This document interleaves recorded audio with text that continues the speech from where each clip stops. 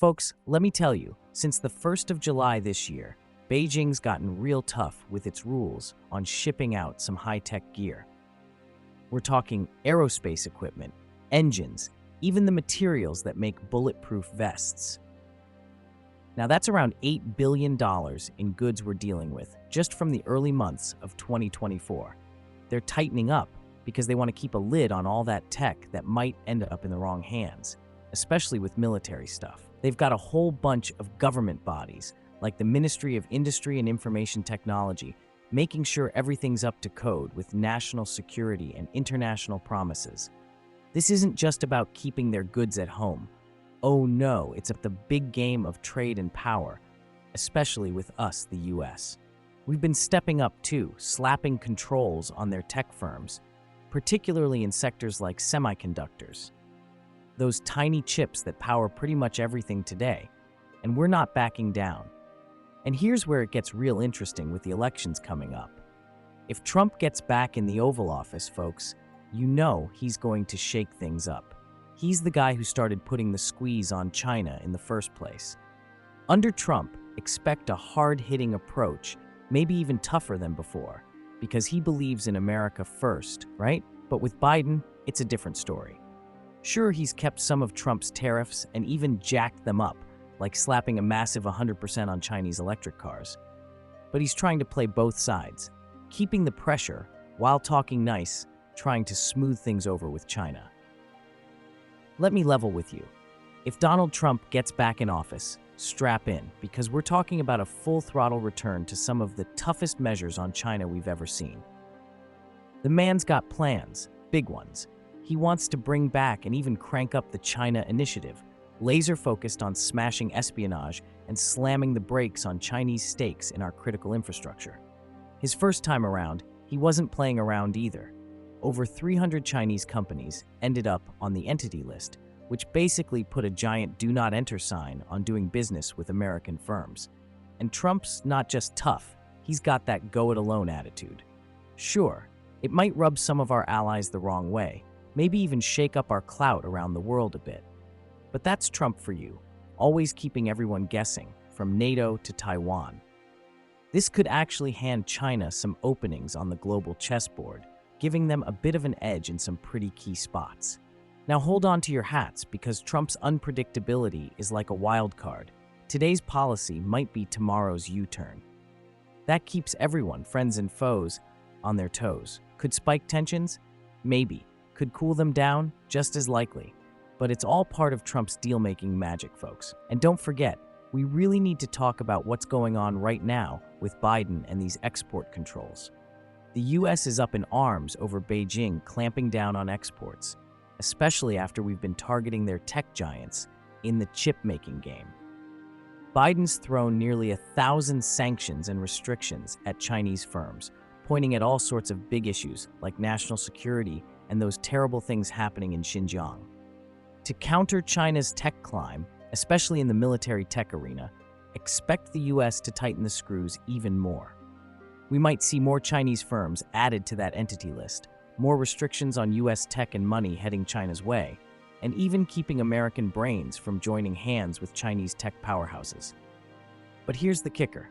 Some folks in DC are starting to wonder if all these controls might just backfire. Instead of holding China back, we might be pushing them to speed up their own tech game, get self-reliant, and end up stronger in the tech race. The US game plan? Get our friends like Japan and the Netherlands on board to keep China from getting their hands on the tech goodies. It's all about keeping America on top in this high-stakes global tug-of-war. Let's take a brief moment. I have a small request. If you're enjoying this discussion, please hit the like button. Your likes and comments are incredibly important to us and help more people discover this content. If you haven't yet, consider watching the entire video to support our channel. Your engagement is invaluable and helps us continue to bring you in-depth analyses of global events. Thank you for being part of our community. The US-China trade war, folks, it's a big deal. It's not just about numbers and policies, it's about the future of how these two giants shape our world. Since this whole showdown started back in 2018, It's been back and forth with tariffs and trade punches affecting everything from your everyday gadgets to the big machines. Just recently, the Biden crew decided it's time to ramp things up. We're talking major tariff hikes on Chinese products. Electric vehicles?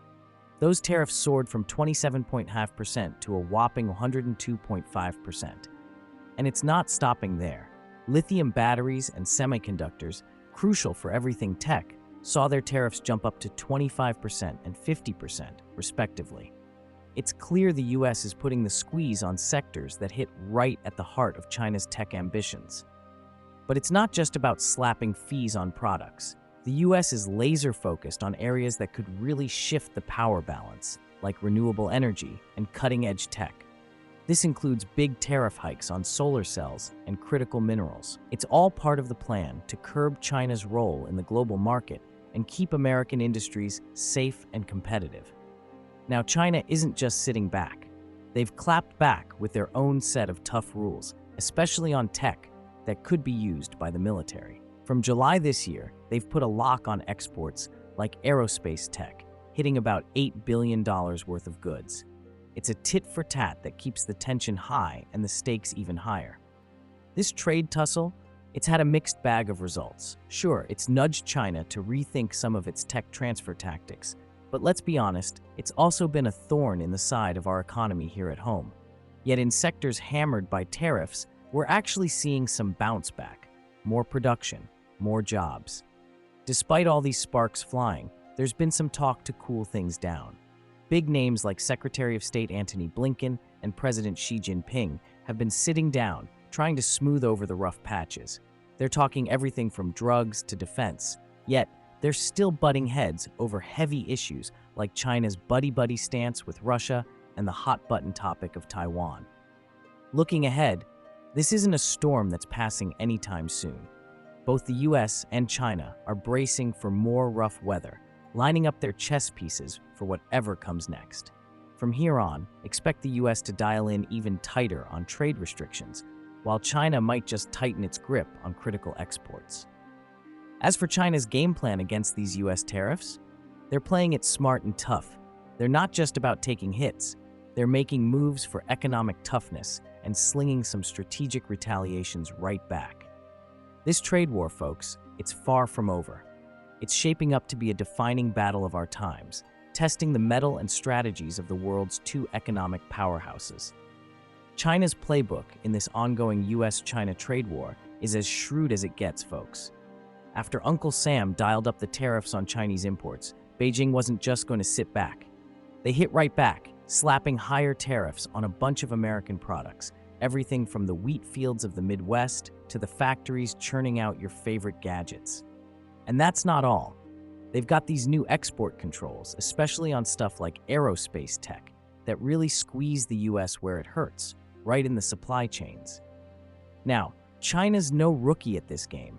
They've been using market access like a chess piece, playing those tariffs and non-tariff barriers to shield their own turf while cutting down on US goods.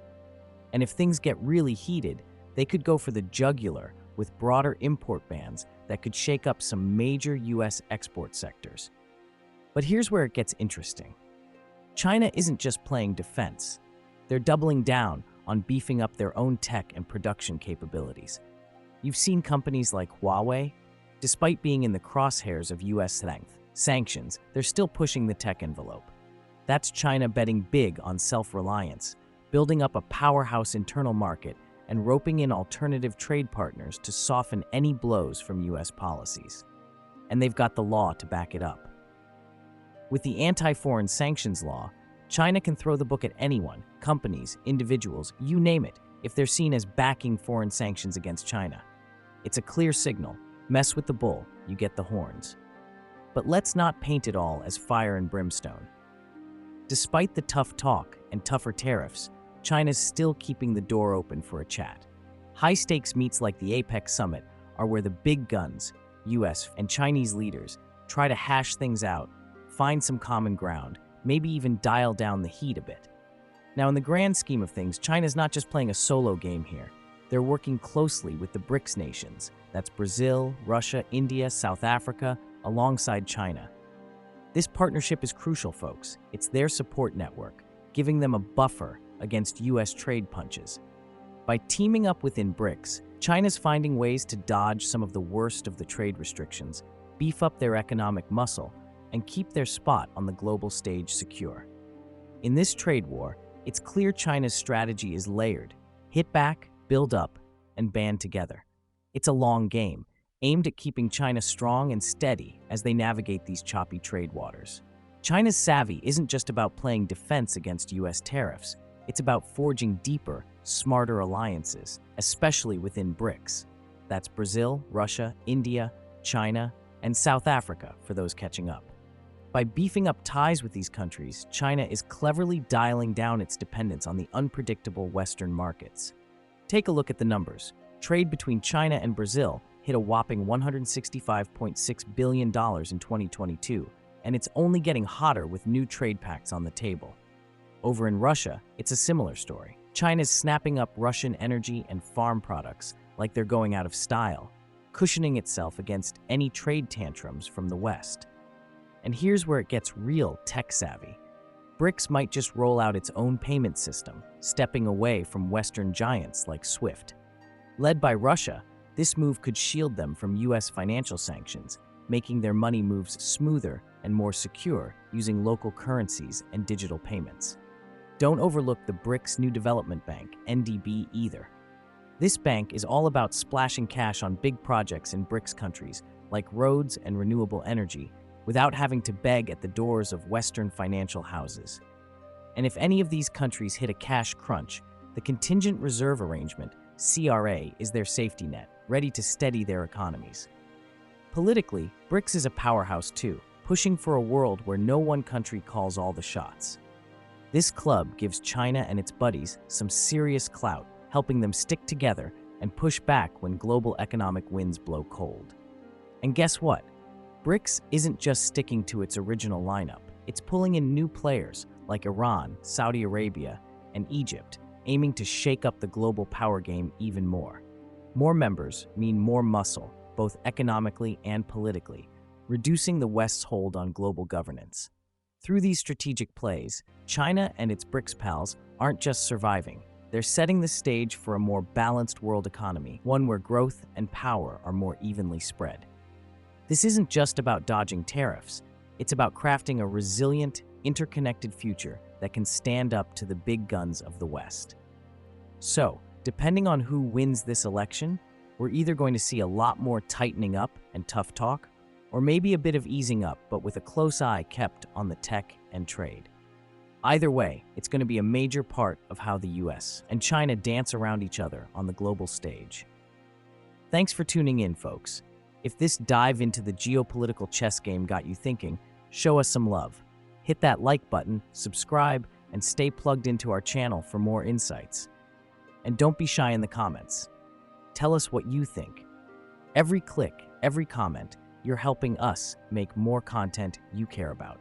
Thanks for the support, and let's keep this conversation going.